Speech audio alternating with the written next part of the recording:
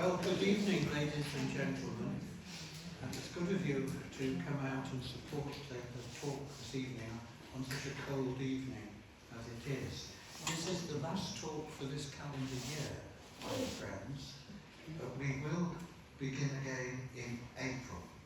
And I'm trying to get hold of a volunteer at the Oldham called Rick, who has been doing 2 years research on witches' marks and goodness knows what in the hall that has gone completely viral. The sensation of it and all the rest of it. So we're hoping to have Rick give us a talk. And I do know the Oldham is planning tours, but they will be limited to 10 in a group, because as you can appreciate, it's quite a challenge indeed. So now there are mince pies and so forth at the end, and I think you've got something as well, have you? I did. One bottle of wine. I added some medieval spices too, so if you bought a thimble, didn't expect so many people. So that's something to look forward to. If you're interested in Christmas cards, you're still okay for the postage, I understand. We have some of the old hall, but we also have some greeting cards available as well. And I think that is about the notices. So a warm welcome there is one notice, and it's to do with you. Oh. In July, I've arranged with English Heritage that Jannet will do a presentation in the medieval kitchen itself. We will teach you and all the rest of it, and that would be quite nice to have the backdrop of the kitchen and so forth. That's in July, the first Tuesday in July. But the notices and that will go out as and when. So it gives me great pleasure to welcome you yet again, and you're going to talk about a medieval Christmas, and I'm looking forward to your talk. And I'm sure all of us here are doing so as well. Thank you. Thank you.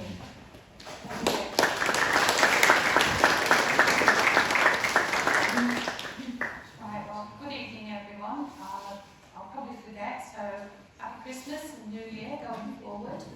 And I'm going to talk to you tonight about a medieval Christmas. Some of you will know that my primary role is medieval food, medieval cook, medieval kitchen. And I thought, for Christmas, I'm just going to look at Christmas, not just the food. So, as you can see there, or as Spock said to Captain Kirk, it's Christmas June, but not as we know it. Definitely very different.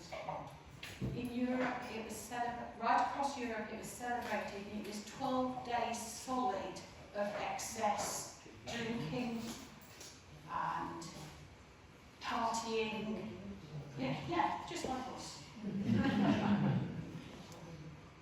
So take a little bit of Norse, a little bit of Druid, a little bit of Roman, and a large portion of Christianity, and you've got Christmas. Because some of our traditions are taken from all different corners of the Western European medieval world. They all just took the bits they like. But primarily the winter celebrations, be it Saturnalia or the solstice, they're all about renewal, and the ancients were very aware that the days got shorter and shorter and shorter, and then they grew again, but they were never certain that it was going to happen, so we needed to celebrate the gods and have a party while they were doing it. Sadly, we lost a lot of those old traditions. They are still there on the continent and in the Nordic countries, and Iceland has some very strange Christmas traditions. But we lost ours when the Puritans, the Roundheads, comprised the government, and they actually banned Christmas, and the way it was celebrated as being sinful. And that lasted and lingered for a long time. And in fact, by the time you get to late 18th, early 19th century, Christmas is barely celebrated at all. So what do we get from the Nordic and the Celts? Well, we get the Yule log. And it was all about the days of Christmas. The Yule log burnt for 12 days, and each day had a different meaning. Culminating on day 7, that was the midpoint revelry, and that's when the partying, the feasting, and the celebrations, the gift giving reached its peak. Odin. Now, what's here the original idea behind Santa flying through the sky with his reindeers? Because part of Odin's saga is that around the winter solstice he would go on his great hunt. And his great hunt was to search for the souls of fallen Nordic soldiers and gather them together and welcome them into his realm of Valhalla. In his horse, strangely, had 8 legs, which they say Santa had 8 reindeer. Now this, I think you can just about see, is a massive Yule log. It is huge. And any part of that log that wasn't consumed would be saved to start the fire for next year's Yule log. And this is what we're down to today. So if you had a chocolate Yule log, in my house it'll last about 12 minutes. And that includes putting on the kettle, getting the tea bags and the cups and everything. Candles, well, they don't burn for long, so you're not going to get the 12 days of Christmas from those candles. Saturnalia. Now this gives us the roots of role reversal. They did do singing and dancing and partying, and it was all celebrating Jupiter, one of their gods. So they had the gifts, they had the feast, they had the greenery, and they did later turn all these traditions round to become a Roman Christmas. Druids. Now the Druids, a lot of the traditions that we've got from the Druids are exactly the same as the ones we got from the Romans and the ones that we got from the Nordic peoples and the Celts. But primarily they are associated with mistletoe. Now that's one that's come down to us, all the traditions around mistletoe. To them, it was sacred because it grew in the winter. There wasn't much that did grow in the winter.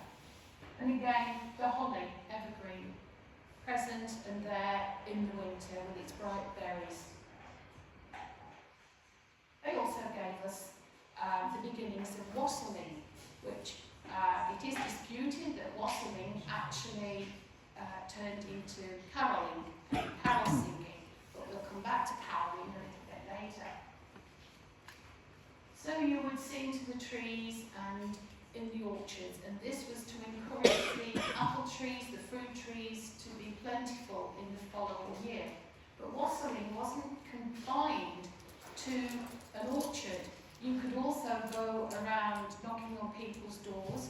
It's believed that this is the origin of first footing. And this would have been after solstice, going forward into January. The dates for Christmas get very confusing because medieval times and before were not on the Julian calendar, so the dates are all skew with. So I'm sticking with the modern dates. If the church tells me that Epiphany is on the 6th of January, they know more than me, it's on the 6th of January. So these are the sort of things that we think about when we think of the Druids and wassailing. On the right you can see a wassailing cup. If it's got apples floating on the top, the apples at the time were called lamb's wool. So the drink, the spiced drink would be possibly ale, possibly cider, possibly a mix, and it would be shared, hence the many handles. The other picture is a representation that I found of a druid throwing stuff into the wassail. So coming forward, we put that now adding what we recognise as a Christian element to Christmas. So the first mention of Christ's Mass was actually in the 4th century, and that's when we got December the 25th. Now it's believed that he did this because of all the pagan celebrations that were happening side by side with the Christians and the Christian beliefs. But as I mentioned, Epiphany was also a very important date to the medievals, probably more so than the 25th, because it's associated with Christ's baptism and the arrival of the 3 kings, hence the gift giving. Anybody remember that stamp? I don't, and I must have put loads of them online in the days when we were still sending cards out, lots by post. None of this Facebook. Happy Christmas, everybody! So, you'll notice a word up there that's a little bit unfamiliar. Hoggling. So, anybody got any ideas, or have you heard of it before? No, that's what I thought when I came across it, and I only came across it quite recently. Hoggling. What's a hoggler? Well, it's a person, and the hoggler is a clue for you. Can you see that they are actually counting and putting money and coins into a chest? This is a foreign picture, but hoggling was very much an English phenomenon. What's that word? It was very common in England, and particularly in the south of England, but also very much so in Lincolnshire. No, gone too far. So hoggling, this is where hogglers, hoggets, they gave themselves various names. They were anonymous, and they would go around knocking on people's door. So basically, they were charity collectors, but you didn't refuse them because behind the mask would be one or more of the more powerful people in your town or village. So it wasn't a good idea to refuse to donate. And what they used the money for was to keep the churches going. And each parish would find an anonymous donation put into the parish records, into the parish coffers, so to speak. And in Lincolnshire, it was very much for keeping the lights on in the church. So that would be to pay for the candles, to keep the light of Christianity burning in the churches. So that's what your hoggling is. It's actually negotiating, don't turn me down, money. Give me some money. Sounds familiar when we've got all the different appeals that come up just before Christmas. Similar sort of thing, only a little more insistent because it's right on your doorstep, literally. So that's your hoggling. And it was nearly always on the 12 days of Christmas or from the 1st of December, Advent. So through Advent, in rare cases it continued into February. But all the Tudor records, bar a very few, will have mention of anonymous donations into the finances of the churches and their parishes. Mumming. Well, you've got to have a bit of fun. I think we've all heard of mumming. There's various forms of mumming, and it's thought that mumming certainly gave us the pantomime horse and probably the pantomimes as well. And they could be quite political. The mystery plays are a form of the more serious side of mumming, because mumming could be quite raucous, quite bawdy, and full of fun. Now, have you ever seen these guys? Yes. They are amazing. And I'm not saying that just because they're my friends. They are amazing. And this picture was taken a few years ago. Sadly, a couple of the people in that procession are no longer with us because this was pre-COVID and they were old to start with. So this tradition is continuing. If you are interested and you would like to see what Calling Christmas or Crying Christmas is all about, it's happening again this year. It's back. Well, it's never really gone away. So it's on the 19th of December, and it goes from the Church of St Mary Magdalene, which is on Belgate. It's up on Belgate there. So they start there and they go down into the city proclaiming Christmas. And the reason they do that is because it seems that in times gone by, the constables and the mayor and the officials of the city were quite happy to turn a bit of a blind eye, excluding damage to property, to all the shenanigans that might be happening over Christmas because people have over-imbibed with ale, mead, and all the rest of it. So they were quite happy for all this raucous behaviour to go on. And this is an official Christmas card from 1909. It was commissioned to commemorate the Waits and proclaim that the Waits were still going in that year.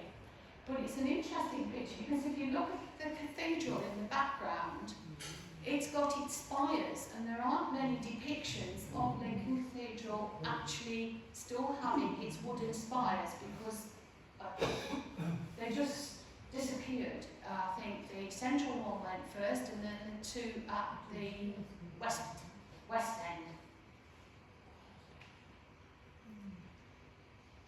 Medieval caroling. Now this is where there's a crossover possibly with wassailing. Basically it's lots of loud singing, lots of loud dancing, lots of free-flowing alcohol, and everyone had a really good time. It started in the churches, so the medieval churches were before with laughter and singing and dancing and celebrating Christmas, but it got a little bit out of hand, and the carolers were chucked out from the churches and out onto the streets.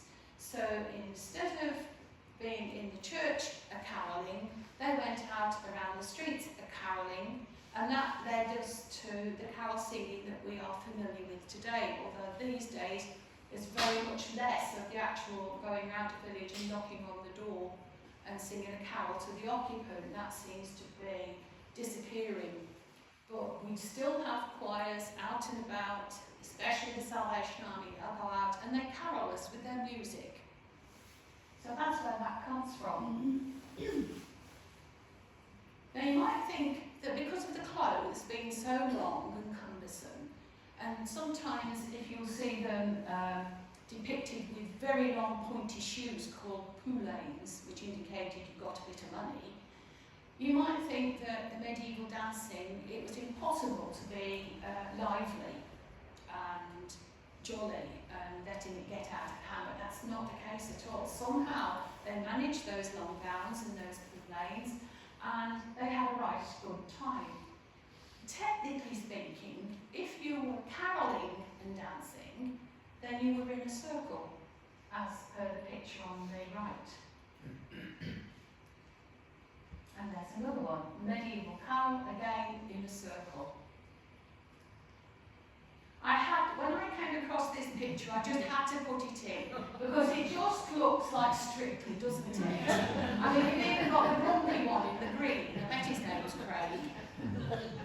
And they're all pointing, and they're all sort of calculating, and strangely, it actually looks like the dancers have bare legs, which is extremely unusual for medieval times, because on one of them, you can actually see the line of his shorts, the one at the back. So, very strange. So we're moving more into what did they do for entertainment. So role reversals. This is something that the Romans gave us, because they had a tradition that some Roman masters would free their slaves for the day, or even serve their slaves a drink or a meal on the day. And it's come down the centuries to the Middle Ages, and you get these strange customs. The boy bishops.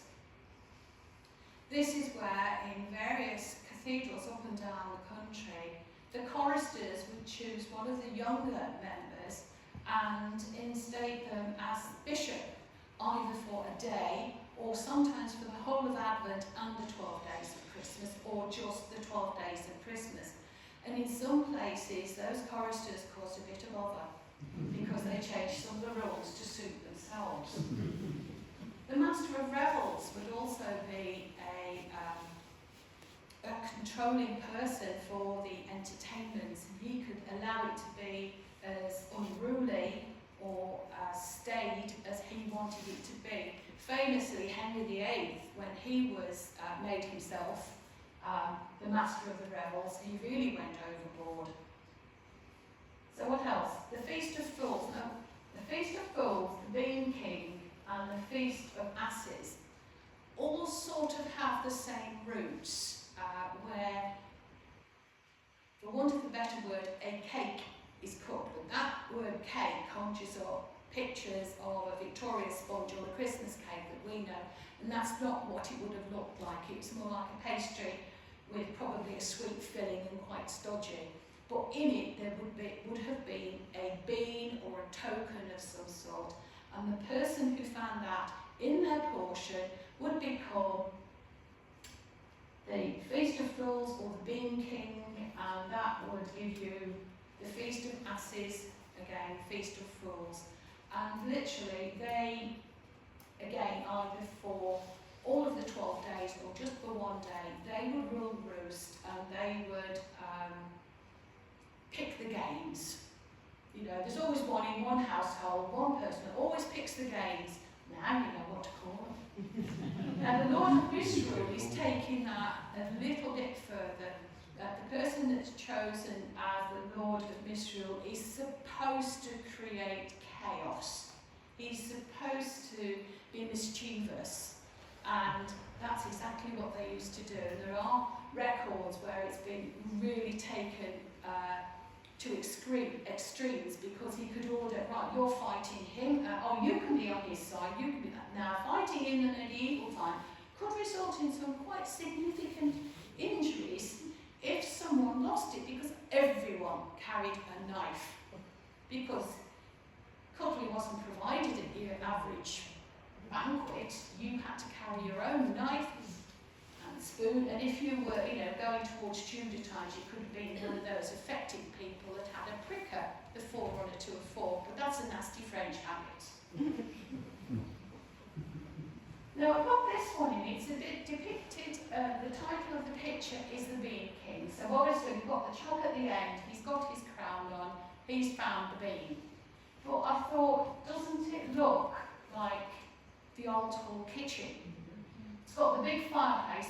The old hall doesn't have the mantelpiece, the mantel across there. But it does have the ladder, it does have the rooms going off, and it does have the big tables. So perhaps these are the servants. I mean, I don't know, there's no way of knowing, because who etched it, who drew it? They could tell us, but they're long gone. So in France, they still have the tradition of the galette de roi, the king's cake. And again, that's got the bean or the counter in for someone to be king for the day. The entertainments that they might have, they could have jugglers, they'd have balancing acts, they'd have acrobats on top of singers, dancers, musicians. So you had quite a lot of entertainment.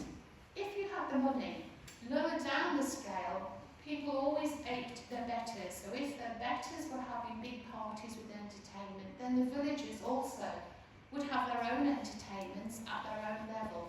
And they would probably have people within the village that could play an instrument, perhaps a simple set of pipes or a recorder or something like that.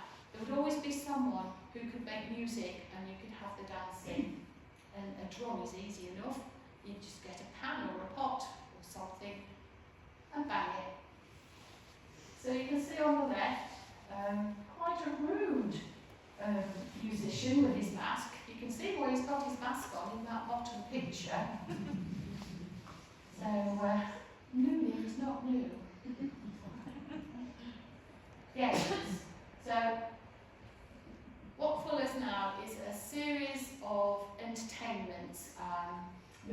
minstrel could order something like this. They did foot wrestling. I couldn't find a decent enough picture to show you the foot wrestling because when I put them in and blew them up, they were just too blurry. Woodsman Blind. Now, I've played this game a few times, not anymore. Oh, no. It's nothing like blind man's ball. You don't sort of touch someone and hope that they'll catch you. No, you have to whack them with something. Oh. As you can see, she's got her arm right back and she's got her own headdress and she's going to whack them with it. Whacking people with objects, hoods and various things seems to run through the whole theme of medieval games. So here you go. There are the ladies. The middle one, the game is to literally slap around the head. And it's why? The top one seems to be a game that actually came down to Victorian times. In Victorian times, it was usually a gentleman on his knees who put his head into a lady's lap. Hopefully he could breathe with all those folds of crinoline. And he'd put his hand on the small of his back, and then someone would slap his hand. He had to try and guess who it was that was whacking him. The one at the bottom is unexplained. But that looks to be a gentleman on a single pole with a chicken, with someone at the back, which is assumed that he pokes or slaps the one on the pole. Now, if he slips, I'm sure the gentleman here will tell us it's not going to be comfortable. So again, the medieval games seem to be about pain. So you think on the left that is children, but it's not. That is definitely an adult lady and an adult man, because he's quite ugly, isn't he? So the games they have naughty undertones, shall we say. They're all very suggestive. However, I did find one picture of two reasonably sized medieval children actually playing with some puppets, but for the life of me, I can't figure out how those puppets will work with chains. I can't work it out. So if anyone can, I'm all ears. Acrobats. Just to show you, the medieval lady can bend over backwards in her gown. Whether she can get up again is a different matter altogether. And you've got the man with the stilts that are really quite high, and they're nothing more than sticks that are bound together. But this is the sort of thing, the juggler with his knives, you've got the, I don't know what that instrument is there, it's a cross between a lute and a violin, or viol, as they call them. And then again, you've got more depictions of what was going on at a banquet. Awful lot of crowns on that top one. And gambling. Now you sort of associate the gambling with the medieval men going out into maybe the inns and taverns of the time and having a quick gamble. But actually I found this picture of the lady, so I thought, well, I'll use that one instead. So there you go, two serving girls. From their headdresses you can date them to Wars of the Roses, going forward into early Tudor. And here's an interesting picture. I think it's a fairly modern one to show you what a medieval banquet may have looked like.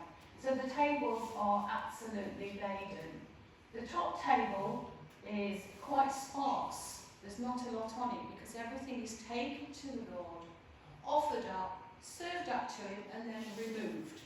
The next table down has got a lot more on it, and as you come to the one in the bottom right corner, it's much more meagre. So this is showing you how people were seated and how their importance reflected what was put on their table.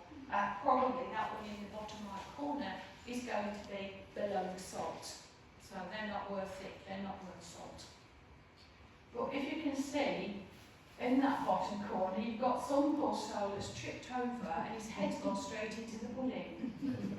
You've got the jugglers and the acrobats and the servers are trying to negotiate all this activity as they bring the food out.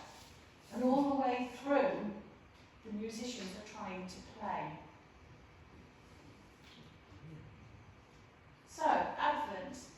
Advent is still on the continent in many countries, especially Eastern European. It's a time of fasting from the 1st of December through to the 24th.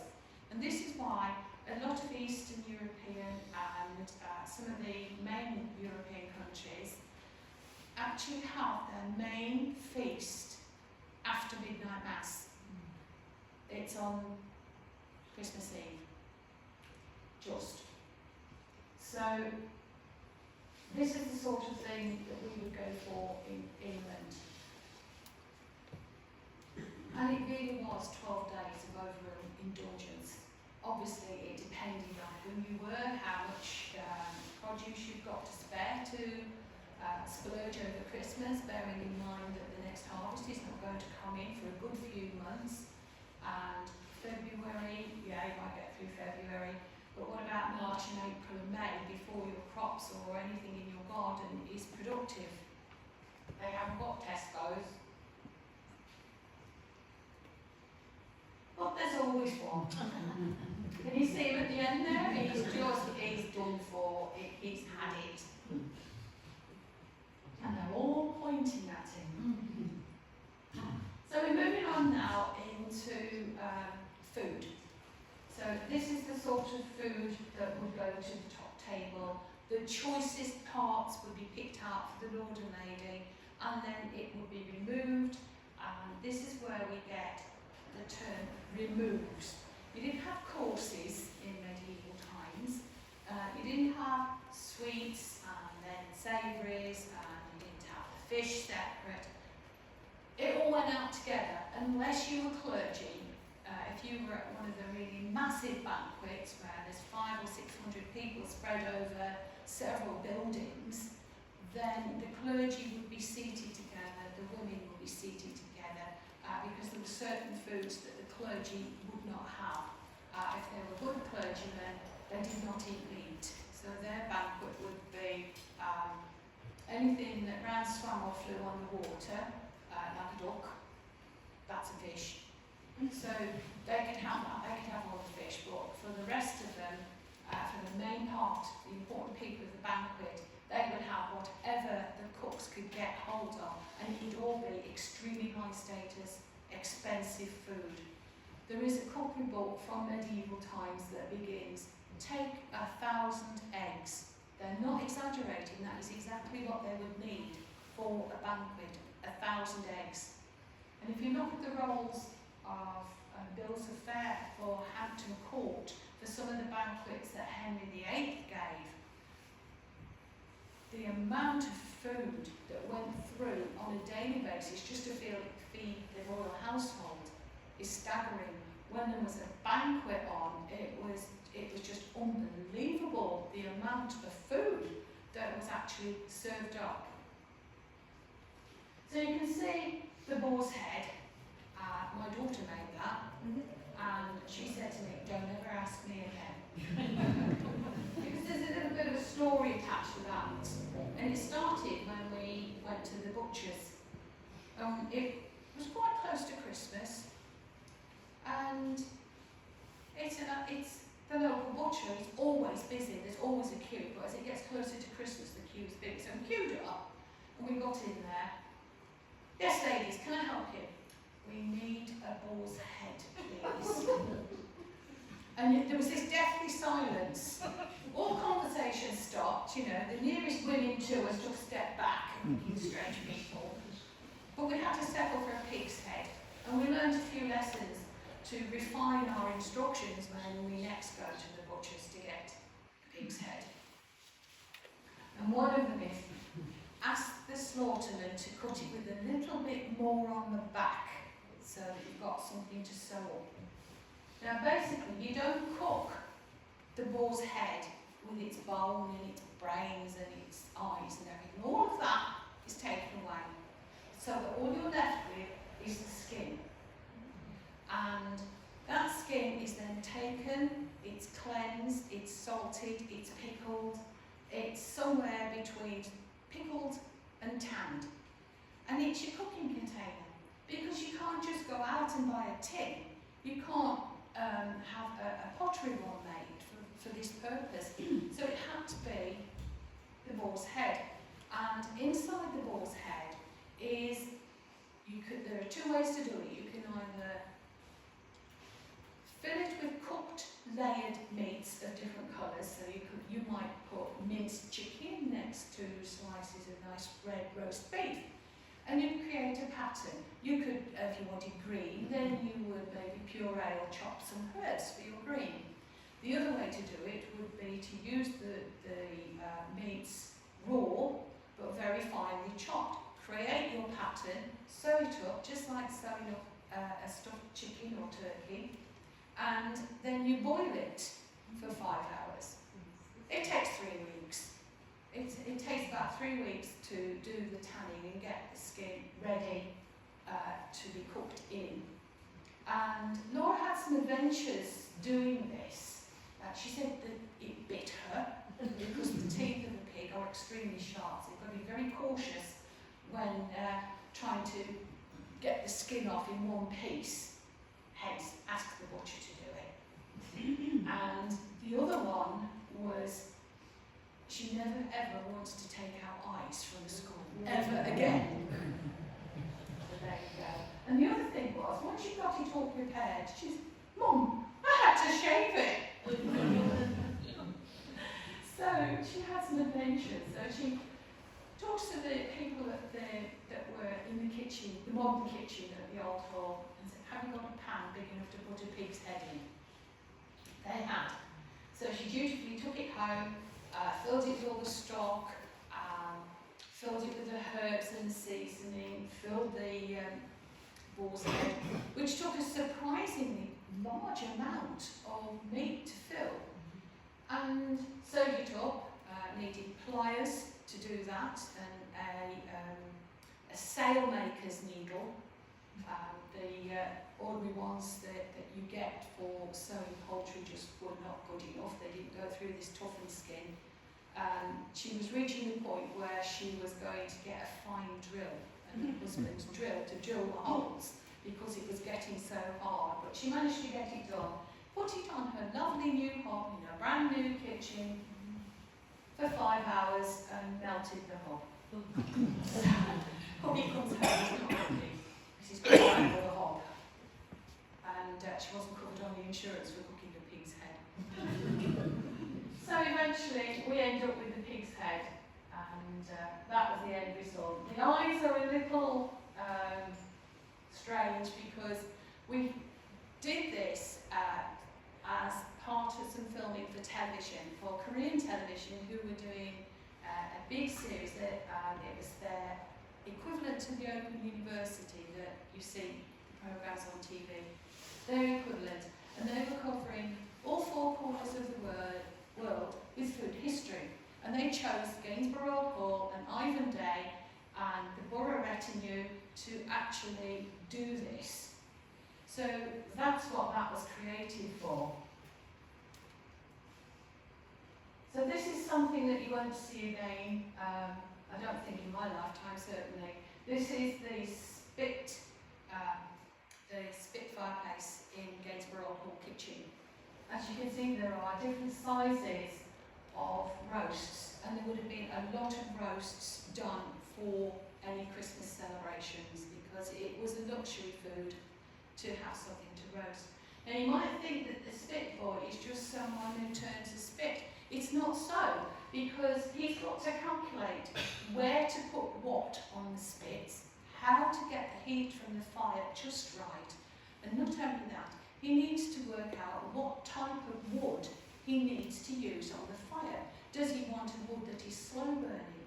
Does he want a wood that will give a lot of heat and burn quickly? Or does he want a medium it that will just burn for a long time. So you have to have all of that.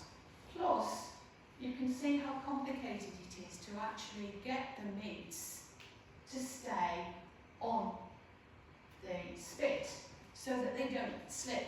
Because when you turn the spit itself, sometimes if you haven't got them on there correctly, they will just slip and the same bit gets cooked again and again, and then it's ruined.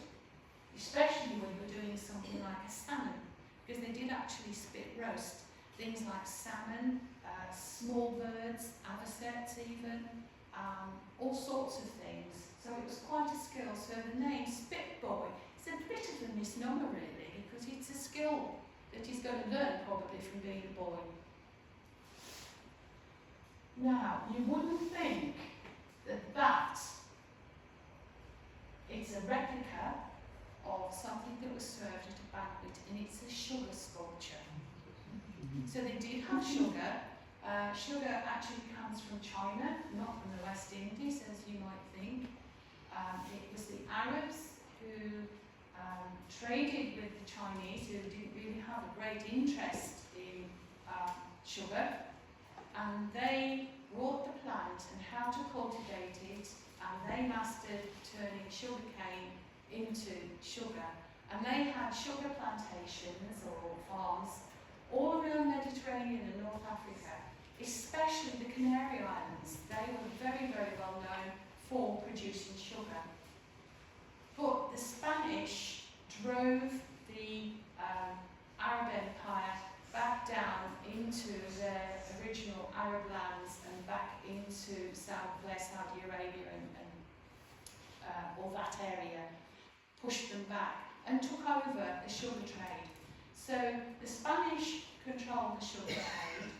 The Italians, particularly the Venetians, had at the same time acquired control of the spice routes and the Silk Road. So this is the Mediterranean countries that are now controlling the spice and the sugar trade and charging the rest of us an awful lot of money. Britain in particular was hit heavily with the inflated prices for the spices. This is why you might hear that a nutmeg was worth the poorest person's labourer. It's his wages for a year, one nutmeg. But that was commissioned by Ivanhoe, particularly for this banquet, to represent what's called a subtlety. Basically, a subtlety is a food to show off with. So any pastry, anything that requires a specialist to make, you're showing off that you've got the money, you've got the kitchen, you've got the staff, and it's bling. It's medieval bling. Pigeon pies. This is the two of them before they were gilded. They were actually gilded with real gold leaf. The pictures of them afterwards, not very good. This is the best picture of them. And again, hand-raised pie. These were made by Ivanhoe. He does have, I don't think he's updated it for some time because he's like the rest of us, getting on a bit now. And he's got a blog called Food History Jottings. It is superb. If you've got an interest in food history, that's the place to start. This is a castellan, or a castellan. And again, castellet, beg your pardon. And each of those towers has a different filling. It might be savoury, it might be sweet, but they are all different colours. And you would be served from each of the towers, or at least the Lord and Lady would be, and their family would be served from each of the towers. And again, it's a flampoint. And it's called a flampoint. It's the same as a subtlety. It is a subtlety, but it's a flampoint because it's a pastry. Confused? I was. It took me ages to get my head around that. So this is how you would decorate the food. Notice you've got your best china out, like we all do at Christmas. This is, depending where you come from, it's either majolica ware or majolica ware. And it's very fine pottery that was coming in from the Low Countries, the Netherlands. The dish that you can see is called urchins, and it's little balls of pork and ginger, which you make them into a ball, and then you pinch one end to make them have the nose, and put 2 currants in for eyes, not cloves, because somebody bites into a clove, it's not nice. And then you stir it with flaked almonds and roast it in the oven, and that's your urchin. And an urchin is the medieval name for a hedgehog. So that's your hedgehog. But again, it's time to produce it. It's money on a plate. So this is how the Lord and Lady would have been served.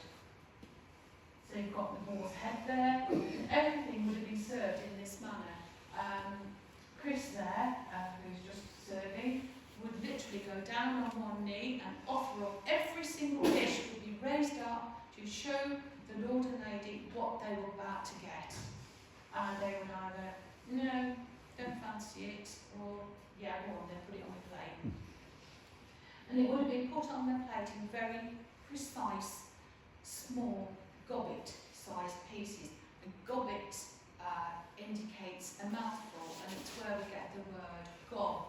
So if someone says to you, shut your gob, they're not actually, they think they're being rude, but you know better. It's just an old medieval word for your mouth. So there you go, medieval banquet. Now on the right, I've put that picture in because it clearly demonstrates how you come down in the order of importance. I think I was sitting right where that middle jug is on the bottom table. And the bread even is portioned out as well. So that's your medieval Christmas. I have no idea where we are on time, because I can't see the clock. So, is that about right? Or have I spent about, when am I supposed to stop? I could be here all night, you know. Absolutely. Oh, you can. Keep going, he says, keep going. So, are there any parts of a medieval Christmas, or is there something that you've heard that I haven't covered for you? Yes? Did you eat the boar's head? Or Well, there was more to that saga. It did go to the table, and Jane, who was playing Lady Borough, we hadn't told that she'd got to eat a boar's head. So she didn't want any, so we came back to the kitchen intact. Now, we'd been filming 14 hours. We were absolutely on remote control. And I wrapped it up in cling film to take it home, and we were going to take out the meat and divvy it up, because there was quite a lot of meat in it. But it was trying to handle something, there was nothing to hold on, and it was heavy. So I put it in the bin liner, a black bin liner, and I put it on the table, in the middle of the biggest table in the kitchen, and I thought it'll be safe there. So Pete comes in, have you got any rubbish? I said, yeah, all that down there in black bags. Yes, he took the boar's head as well, and it went into the skip. So I said to her, if you're quick, run after it, you can get it back. She says, I don't care, I'm going home. And it hadn't actually made it into the skip, so I thought, do I take it for her? I thought, no, let's leave it in dog's line. I gave it to somebody else. Did retrieve it and get it back, but hence that I don't ever ask him again. That was in 2014. I think a decade's safe enough to ask him again, isn't it? So, is there anything else? After a banquet, they give the locals, would they give the food to the locals? Yes. The food was doled. There would be, in some medieval halls, there was a special doorway or a window or an area where dole was distributed to the poor. And any food that was left from the tables would go to the poor. But with a banquet, you're talking about enormous amounts of very expensive food. So the reality is that although some would go to the dole, that would probably be what was left from the low status tables. And the food from the top table, particularly that which hadn't been touched, would be recycled into next day's meals and used up. But it couldn't be kept for long, so eventually a certain large portion of it would end up as dole for poor people, particularly in the earlier part of the medieval era, when they were still using pastry or paste, hard bread for their trenchers, because the gravies and the juices would seep into that, and you didn't eat it, but the people who were poor enough would be quite grateful to dip that into water and eat it. The other thing is, they did have a certain amount of what we would identify as stews and casseroles, and they would go into a dish, but they would be vastly watered down if they were doled out to the poor, and that's where we get the word dole and doling out from that tradition.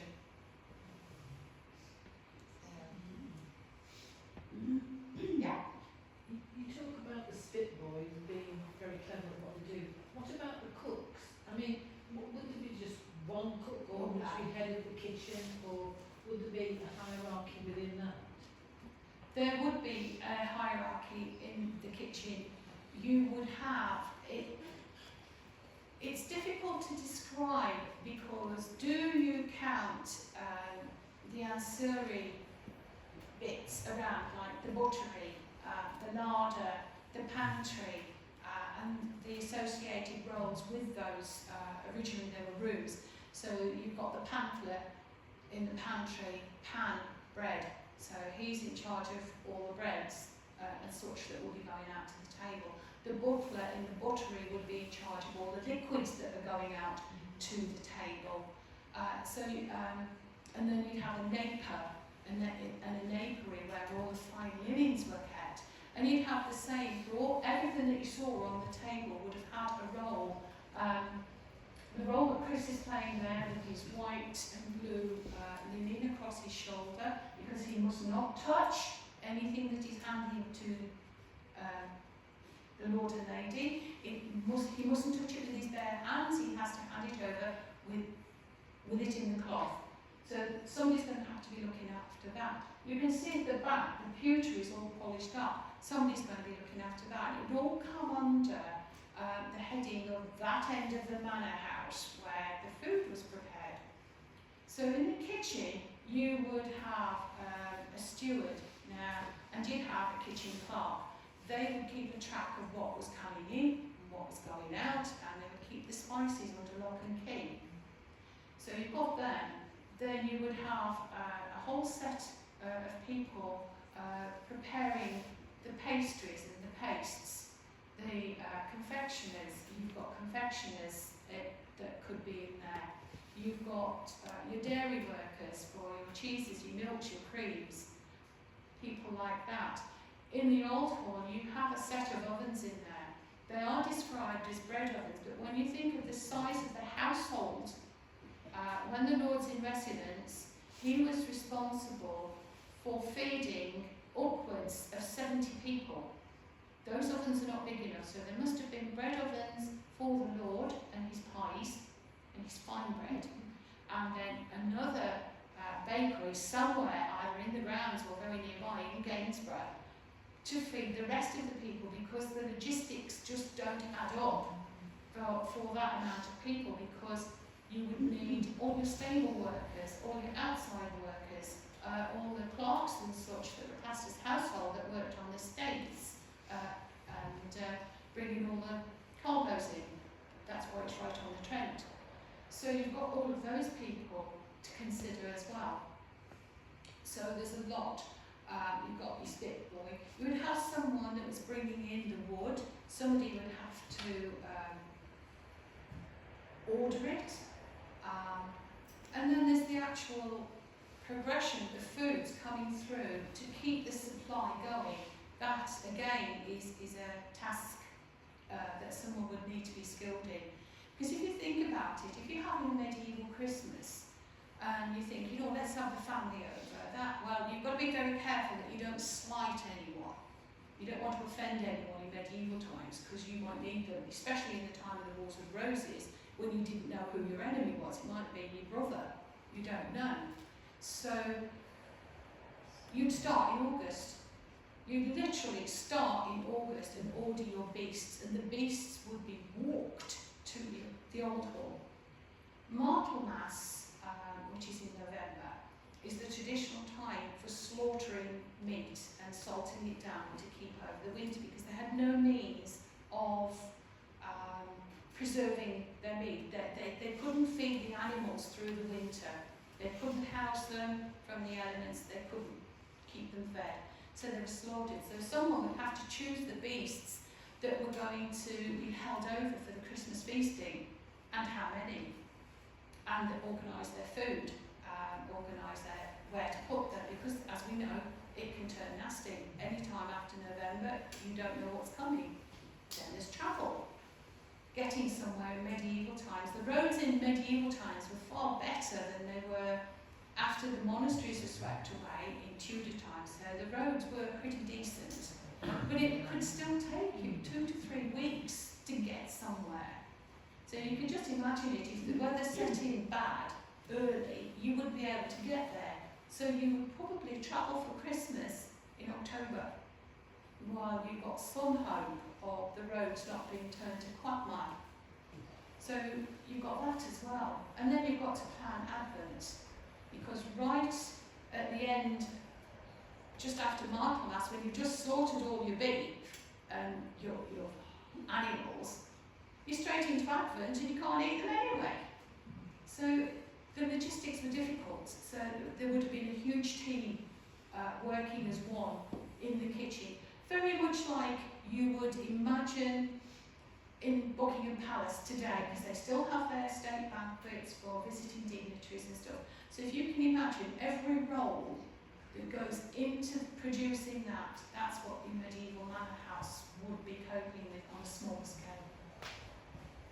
So it You is... just want to thank God for these lovely new gadgets called air fryers. No. There are some techniques that they had that we don't, it's difficult to describe some of them. It's like wafers. One of the traditional things for Christmas and for after a posh meal or a celebration, the Lord would want his spiced wine, which was served after most meals. I'll tell you the reason for that. But he'd want his wafers. Now wafers are very thin and they're meant to be very crispy, and you have wafer irons. They're nothing like waffle irons. Waffle irons are something completely different. Wafer irons are absolutely dead flat, and it's like a pair of, they're like that, they come together like that. They're engraved on the inside, and it's a two-person job. So you put the irons in the fire, get them hot, and you've got to judge it just right. You pull them out, and the other person puts the requisite amount, and it's very hit and miss how much, into the wafer iron, slap them together, and bung them back in the fire. And they bubble and squeak like you wouldn't believe.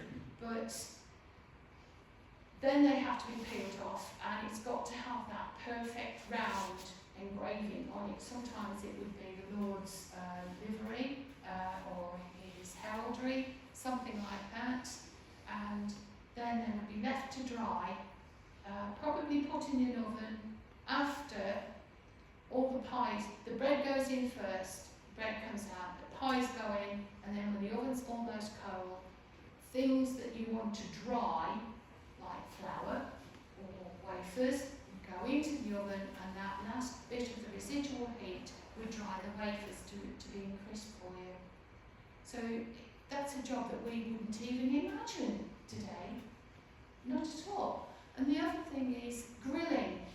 We like to have that nice grilled look on the top of our food. To get that in medieval times was extremely difficult. But there was a way of doing it. It means something completely different today, but you would have something like a salamander, which is like literally a disc of metal on a handle. You put that in the fire and you pass it over the top of the pies or the confectionery that you want to brown, and you just pass it over the top. You get it almost red hot, and the heat just cooks that top and makes it nice and brown. The other way of cooking a pie, if you didn't have an oven, you could do a pie. You have your pottery bowl at the bottom, you have one identical on the top, so you put your pie in, got your pastry over the top. The bottom half nestles in the ashes of the fire while they're still reasonably warm, and then the other one is a dome over the top, and you literally get the ashes from the fire and the embers, put it on that top bowl, and that will cook your pie for you. So that's another way that you can do it. You can also, if you're fortunate enough to have a large either riveted or cast iron is very, very new at the end of the Middle Ages going into Tudor. Cast iron was new. Previously cauldrons were riveted together, plates hammered into shape and riveted together. But you can layer your cauldron on the inside. If you put, so best way to describe it is a plank across the bottom, so it's not on the bottom of the cauldron, it's resting on the shape of it. And then you can put your pie or whatever on the top of that, put the lid on the cauldron and stick it in the fire as you would normally, and it will act as an oven for you. So there are techniques going down the social scale where you could mimic what they were doing in the main kitchens, especially in Tudor times, because in Tudor times you've got this wonderful invention. It's called height, and you're not cooking bent double on the floor. Hampton Court was a revolution in cooking, because if you look at it, if you're lucky enough to go there, you're cooking at waist height. The Romans cooked at waist height, but then when they went away, we went back to cooking on the floor. Not a good idea, because it really is backbreaking. So all these wonderful banquets and things that we've been looking at, all cooked on the floor, literally cooked on the floor. I mean, the spit boy had the best of it, because at least he could be standing up to turn his spit, and then he could sit down till he needed to do it again. But everybody else that's dealing with the fires and the heat is bent double, because they're on the floor. Anything else? Oh, sorry. There were, the hygiene of a medieval kitchen wasn't as bad as what you thought. They had made the connection between cleanliness and illness.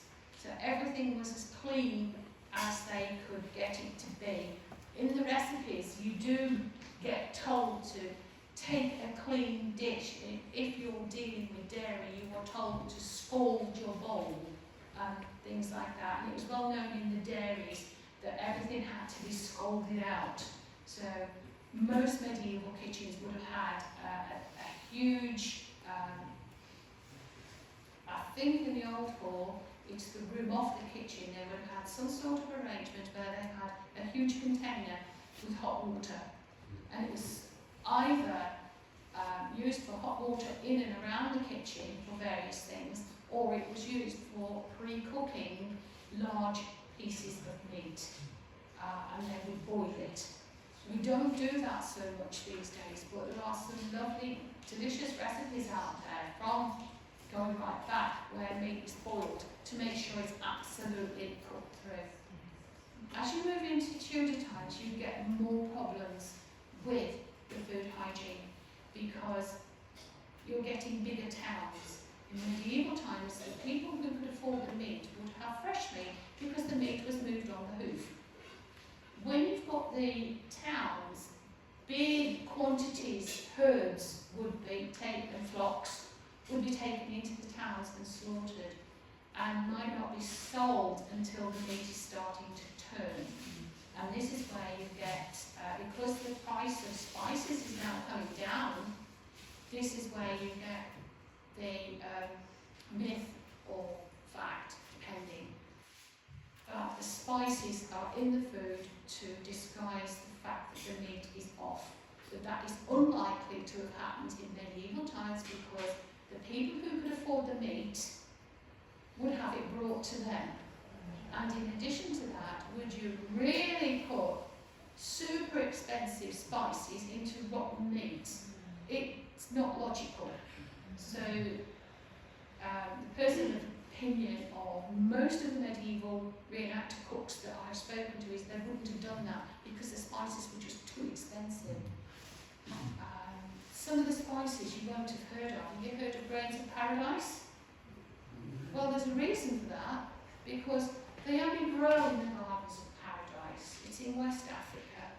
And these little peppery berries fall off the trees and they flow down the river, and the local people catch them and dry them and sell them to the merchants, but they're very rare, and that's why they're so expensive. That's one of the reasons that the merchants gave for inflating the price of grains of paradise. It's actually a tiny little berry, and it's full of flavour. It's not just peppery, like black pepper. It's got fruity flavours in it. It's got citrus flavours in it, as well as that punch from pepperiness. So it's a very complex flavour. Another myth that they had was cinnamon, or cannelle, as they called it back then.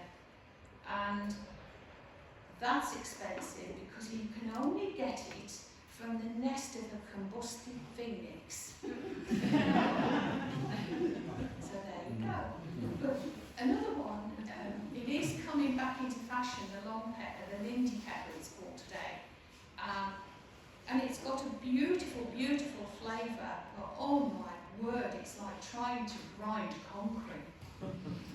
It is the hardest spice. It makes nutmeg like a marshmallow. It really, really does. So that one is very common. And the reason it went out of fashion is that it's quite simple. A black peppercorn, nice and easy to grind up. I use the term easy when you think pestle and mortar. We're not talking spice grinder. The long pepper actually wrecked my catering, not your common garden, but a proper catering spice grinder. It broke it. So I have a hammer now. I have one of these little lump hammers, and I have a piece of tree trunk, about that, and I put them in a plastic bag and bang! That breaks it up enough that it will cook. So that's your long pepper. But this is the sort of spices that we're talking about. And they were coming in by the boatload, and the money was there to buy them. There you go. Yes. Who made that subtlety? Oh, you mean the Trinity, the sugar statue? I don't know. I'll have to have a look. It's in Ivan Day's food history jottings. No, he had it commissioned by a modern sugar worker, but the techniques haven't changed apparently. So how people work making stuff like that out of sugar, I don't know, because you've got to have it at such high temperatures to mould it, and actually, do you make it in a mould? I don't know. Did they make it in a mould and then sculpt it? I don't know. It's beyond me, I'm afraid. But as I say, Ivan Day had it commissioned. He's still around, Ivan, but he hasn't updated his food history jottings for a while. But, yeah.